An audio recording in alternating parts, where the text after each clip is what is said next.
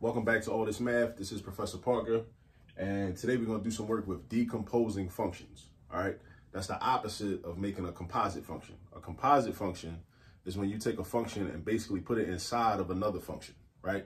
But sometimes the result, that composite function, we have to break that function down. So think about it like in terms of science, right? You know, you decompose compounds, you know what I mean? Break them down into their like requisite or respective parts and whatnot. We do the same thing in math or same thing in pre-cal, right? So look, I got 4 examples up here and we're going to decompose each of these. Now, one thing you got to keep in mind is that there are multiple answers you could come up with. As long as they work, right?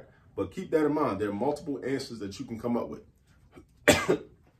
Another thing to keep in mind is when you look at the function, right? And these, like I said, these are all composite functions, right? So let me also write this down because we need to understand that for each of these, our functions are h of x, h of x, h of x, and h of x, right? So h of x is the same thing as f of g of x. So h of x is f of g of x. So what we about to do is figure out what f could be and what g could be. So what could f be, what could g be, right? So always look for exponents, radicals, and fractions. Exponents, radicals, and fractions. Because whatever's in your exponent, right, or whatever has an exponent, that thing that has the exponent could be the inside function. So peep this, right? These are all h of x, right? This is h, but h is made up of this function g of x that's put inside the f of x.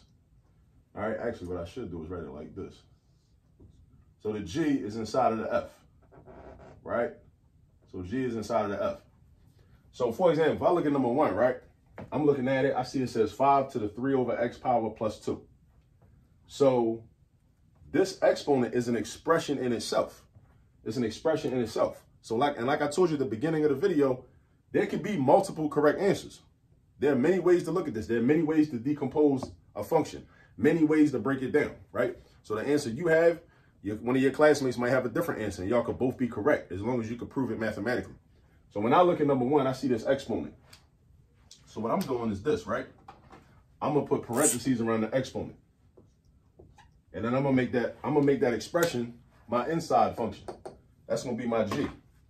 That's gonna be my g, right? Because watch this. I'm gonna say g of x is equal to this right here, 3 over x plus 2.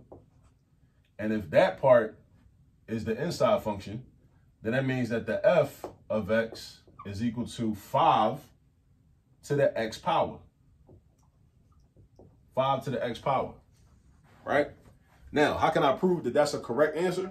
I can prove that's a correct answer like this. Because if I did f of g of x, right, my f function would be 5. I would write a 5. And then instead of writing x, whenever there's an x in the f function, I put the whole g function in that place. I put the whole g function in that place. The whole g function is 3 over x plus 2. So then I got 3 over x plus 2. And isn't that what that is right there?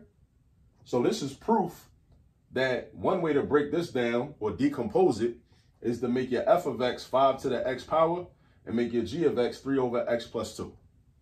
So that's one way to look at it. So always be on the lookout for like exponents, expressions that have exponents, fractions, radicals. Like in number 2, we got a fraction right here, right? So what I'm gonna do is I'm gonna make this my inside function. I'm gonna make that my inside function. So I'm gonna say g of x is equal to x to the 3rd power. So that's my inside function, just the x to the 3rd power.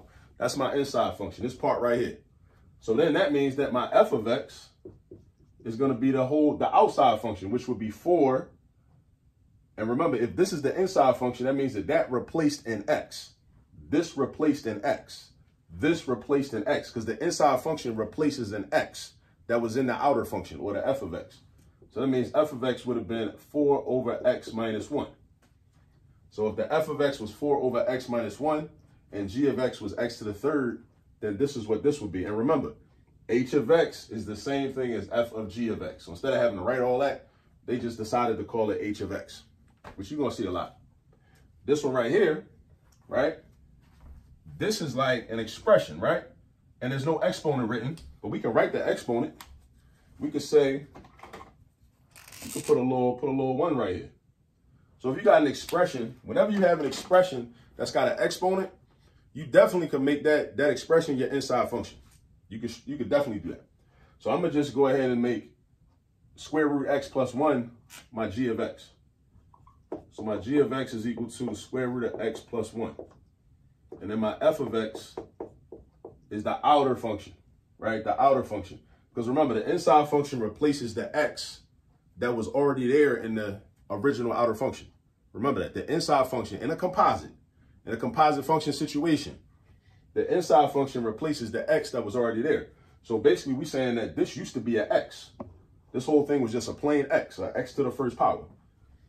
That means our outer function is 4x plus 3. This whole thing is like a puzzle. It's like a game.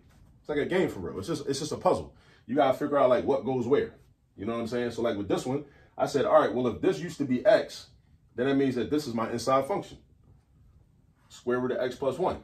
And that means the outside function was 4 times x plus 3. 4 times x plus 3. All right, last but not least, with this one, because this has an exponent of 2, just like this had an exponent of 1, and this had an exponent of 3, right? Well, this one is kind of different. I treated this differently. But that just goes to show you, you can have multiple correct answers, like I said at the beginning of the video, right? So let's see, what's my inside function? I'm going to just make my inside function this whole expression, x over 4 minus 1. So g of x is equal to x over 4 minus 1. And then if g is this whole thing inside the parentheses, that means my f is going to be x squared. My f of x is going to be x squared. So if my f of x is x squared, then what would happen is if I did the composite, I put the g inside of the f, right? If I put the g inside of the f, then that means that this whole thing goes in the place of x, which would give us this, x over 4 minus 1 raised to the second power. That's what that's going to be. And this is how you decompose functions. This is how you decompose functions, but definitely practice these, do a bunch of them, do a bunch of examples, so you get to become more comfortable with how to decompose functions, how to decompose functions, you know, but always be on the look, always keep these things in mind. There can be multiple correct answers, right? That's one thing. There can be multiple correct answers. That's number one. Number two, be on the lookout for exponents, radicals, and expressions that have exponents, like this right here. So now, even if the exponent is 1, so expressions that could have an exponent, expressions that could have an exponent, right? Also fractions. Fractions are another way, you know what I'm saying? This fraction right here, you know, in the denominator, because that's x to the third, that's like a function in itself, right? So I treated this like it was its own function, right? And this one, the first one, this whole expression is an exponent.